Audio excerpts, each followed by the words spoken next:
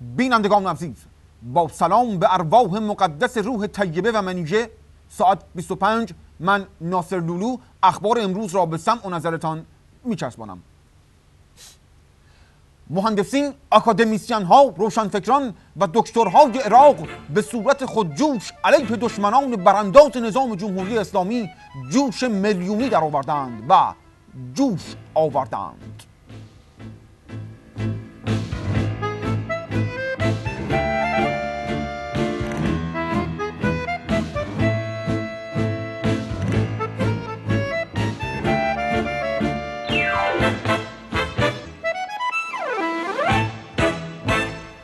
در ادامه این تظاهرات باشکوه دشمنان نظام از بین رفتند. ادامه اخبار. همه کشورهای جهان به دعوت نظام جمهوری اسلامی برای بازدید از سایدهای اتمی لبیک گفتند. این کشورها شامل کوبا، ونزوئلا، سوریه، کوبا، سوریه، ونزوئلا، ونزوئلا، ونزوئلا، ونزوئلا، شام سابق، نهار، صبحانه سابق، سوریه، کوبا، ونزوئلا، ونزوئلا و ونزوئلا و ونزوئلا و کشورهای دیگر بودند. علی اصغر سلطانیه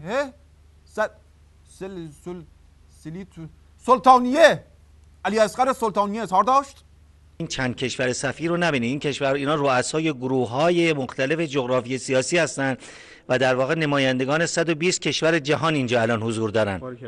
درست لحظاتی قبل از اینکه ما وارد نطنز بشویم، یکی از سفرا به من مطرح کرد که من وقتی اعلام کردم این دست راستتون در جاده می‌بینین تأسیسات نطنزه، گفتن چطور؟ تا به حال میگفتن اینا همه زیرزمینی، هیچ تأسیسات هم پنهانیه. بله، ادامه خبرها. مطابق خبری که اکنون به دستم رسید، باقی مانده دشمنان برانداز نظام به یمن، عربستان و صحراهای سوزان سوئیس منتقل شدند و از بین رفتند. بله، یکی رفت تونس، مقام عظما 5 بار رفت قم، نتونست.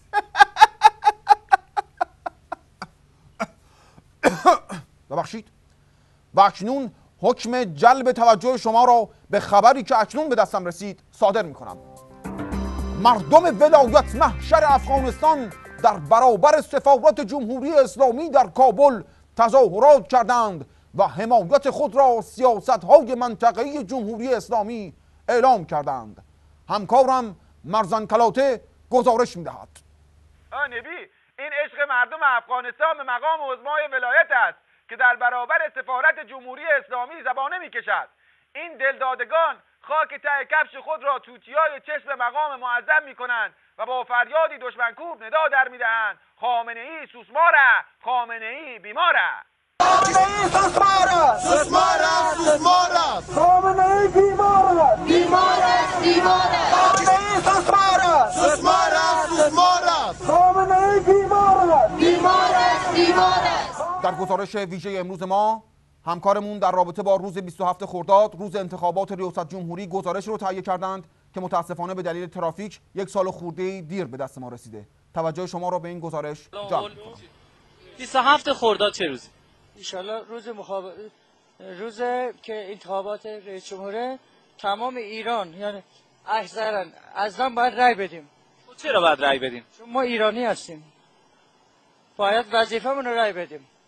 شما برای سرنوشت کشورتون تا چه اندازه ارزش قائلید؟ من اونقدر ارزش دارم، من خدا سرشاهده، نه خودم. من یه فرد، وظیفه خودم که میدونم، چون قلبم الان گرفته. خیلی ارزش داره، چون اینجا که خود کاری داشتم به ما نرسیدم، واقعا قلبم گرفت.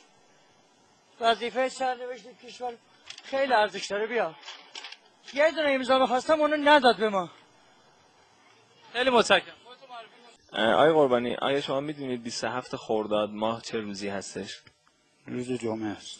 27 خرداد ماه 20 بهمنی. 27 خرداد چه روزی؟ شاید بعضیا نمیدونن، اشتباه کردن، خلاصه ببخشید. خب به نظر شما آیا شرکت شما در انتخابات میتونه سرنوشت ساز باشه براتون، یا اینکه نه مهم نیست؟ زیاد مهم نیست.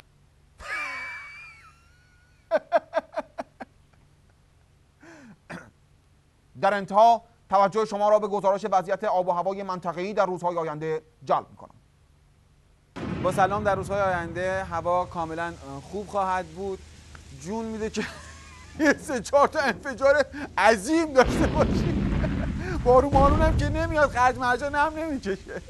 بله، همزمان با صدور حکم دادگاه لبنان هم شاهد انفجارهای پراکنده در سطح خاورمیانه و منطقه خواهیم بود و همزمان شاهد ورود یک توده تسلیحاتی بزرگ و عظیم در کشورهای خلیج و آفریقایی هم خواهیم بود، همراه با رگبار و تکتیر و این چیزا به صورت پراکنده. در عراق و افغانستان هم فشار خیلی بالا خواهد رفت. مثلا روز یک شنبه بعد از ظهر ساعت 5:45 3-4 تا انفجار خواهیم داشت در بغداد. جان 6:45 چند تا انفجار خواهیم داشت. در کشور خودمون هم غبار فتنه همچنان ادامه خواهد داشت، اگه بیشتر نشه کمتر بشه نیست. در هفته آینده شاهد محو شدن باقی مانده دشمنان نظام در سطح منطقه هم خواهیم بود. اینا خودشون این سری دیگه به هواشناسی ما قول دادن که دیگه از بین برن.